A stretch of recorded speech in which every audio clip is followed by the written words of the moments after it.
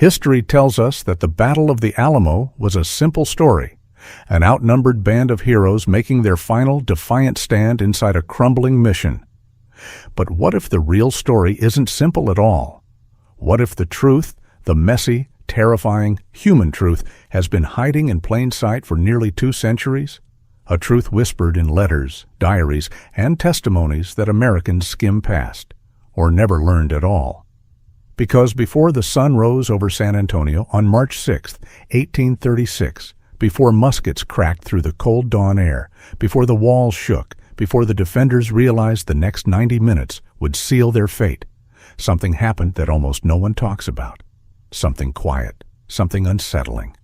For a single breath, the world held still, as if the land itself sensed what was about to come. Before we begin, be sure to like and subscribe to the channel. Tonight, you're not just hearing about the fall of the Alamo, you're stepping inside it. You'll hear what they heard, feel what they felt, and witness what they saw. You'll stand with the men on the walls who clutched their weapons with trembling hands. You'll move through the dark rooms where families hid with their children. You'll hear the shouts of soldados echoing through narrow corridors. And when the sun finally rises over the smoking ruins, you'll understand why this moment didn't just mark the end of a battle. It ignited a revolution. After 12 days of siege, General Santa Anna was done waiting. The defenders had refused every chance to surrender. They were outnumbered, outgunned, exhausted, and increasingly desperate. Only 32 reinforcements had reached them. The rest of Texas remained silent. Santa Anna believed he could crush not just their bodies, but their spirit. He wanted this battle to send a message, one soaked in fear and fire, a message that would echo across Texas and force the rebellion to its knees. He raised the blood-red flag of no quarter. That meant one thing: no prisoners, no mercy, no exceptions. Shortly after midnight, nearly 1,700 Mexican soldados rose from the cold ground where they'd been lying silent, weapons at hand. Smoking was forbidden. Talking was forbidden. Even shifting too loudly risked giving away their positions. Clouds muted the moonlight as they formed 4 attack columns, each one built to strike a different side of the mission. They carried ladders, axes, crowbars, things not meant for defense, but for forcing their way into the heart of the Alamo. Inside the walls, the defenders slept in troubled bursts. They had been battered by bombardment for days, surviving on hope, stubbornness, and an unshakable sense that something bigger than themselves was at stake. William Barrett Travis had written letter after letter pleading for help, but no more reinforcements came. The men knew they were alone. Still, they stayed. Around 5 in the morning, long before sunrise, everything changed. A single cry rang out from one of the Mexican columns. Then another. Then another. In seconds, the entire line was shouting. Colonel Duke tried desperately to quiet his men, but it was too late. The surprise was gone. Santa Anna gave the order for the bugles to sound. Attention, attack, deguelo. The unmistakable call of no surrender, no survivors. Thousands of feet thundered forward. Clouds of dust rose under the moon. Weapons glinted as the columns surged toward the mission. The sleeping defenders were jolted awake by the roar approaching the walls. Joe, the servant of Travis, woke as Captain John Bowell burst into the room, shouting that the Mexicans were coming. Travis grabbed his shotgun. Joe grabbed his. Together they rushed to the north wall. From there, they saw the dark waves of soldados pouring toward them, ladders raised, boots pounding, bugles screaming over the earth. "Come on, boys!" Travis shouted. "The Mexicans are upon us, and we'll give them hell." And hell answered. Columns 1 and 2 slammed against the north wall. The defenders fired the first volley, devastating the Toluca battalion and wounding Colonel Duque. But the soldados didn't stop. They pressed forward, climbing over the dead, tripping over each other in the frenzy. Column 3, approaching from the east, shifted toward the north under heavy fire. Soon the bulk of Santa Anna's entire assault force was jammed into a deadly choke point at the north wall. Orders dissolved into noise. Ladders crashed. Men shouted in Spanish and English. The defenders slammed rifle butts into skulls, axes hacked at logs, smoke blinded everyone, and in the chaos the truth emerged. This was not a clean, orderly assault. It was a storm of panic and bravery and confusion. The soldados clawed their way up the wooden outerwork. They used their knees, their hands, anything that gave them leverage. They stepped on bodies, friend and foe. The first men to reach the top were met with knives, pistols, and a madness born of desperation. Sparks flew from metal striking metal. The defenders yelled for ammunition. The ladders kept rising. Travis fired both barrels of his shotgun into the advancing soldiers. Moments later, he fell, killed early in the fighting. Joe, realizing the wall was lost, fled into the darkness to hide among the rooms where women and children waited in terror. From Santa Anna's position, he saw only confusion at the north wall. Believing the attack was failing, he threw his reserves into the fray. The granaderos surged forward, their discipline and numbers overwhelming the exhausted defenders. The north wall broke. Soldiers spilled into the plaza. Muskets lit the early morning gloom. The defenders fell back, retreating toward the long barrack. On the southwest corner, Morales and his fourth column pushed forward through jacals near the south gate. They killed the artilleryman operating the massive 18-pounder and turned it on the defenders.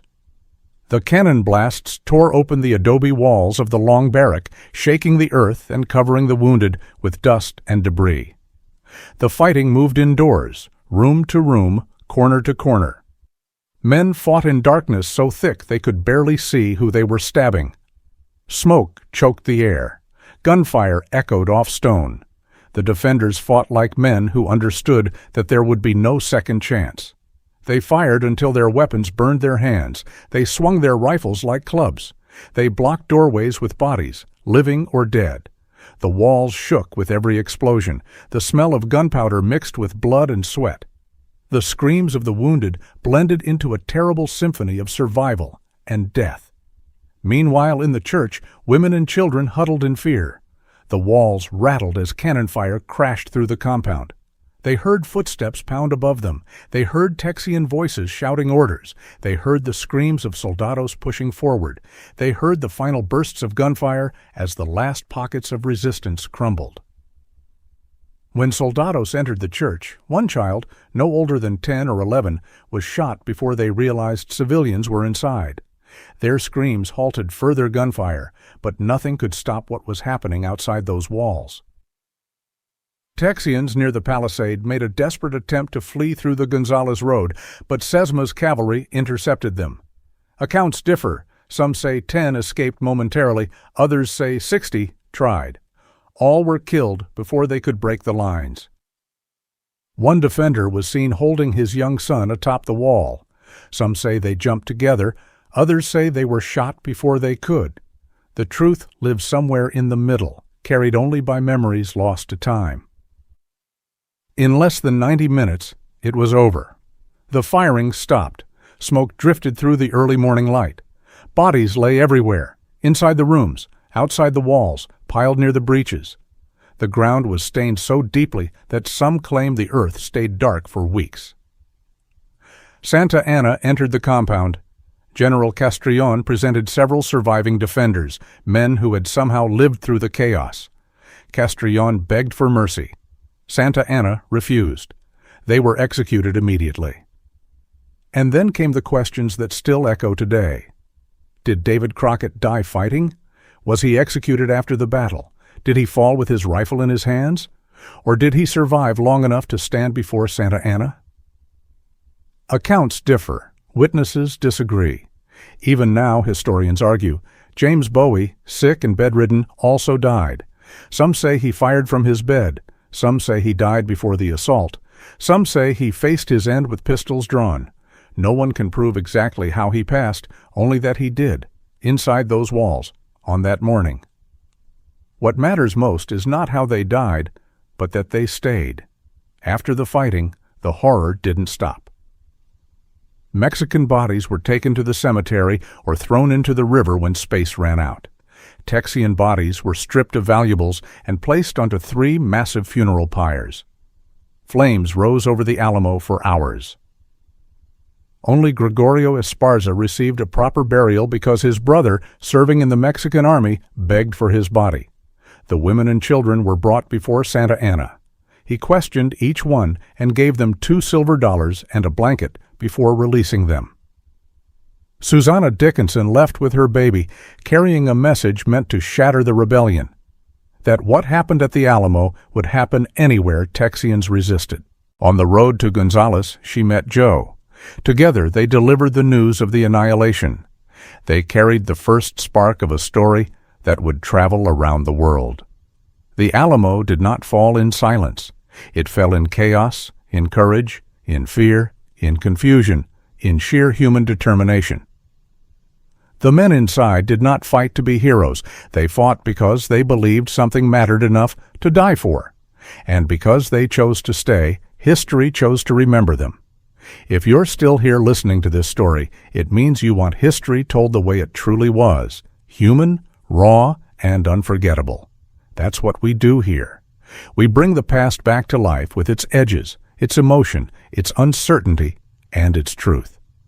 So if you want more stories like this, stories that challenge the myth, deepen the legend, and honor the people who lived through them, stay with this channel.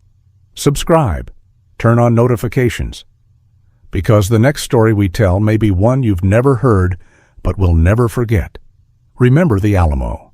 Remember the men who stood their ground. And remember that history lives on only when we continue to tell it.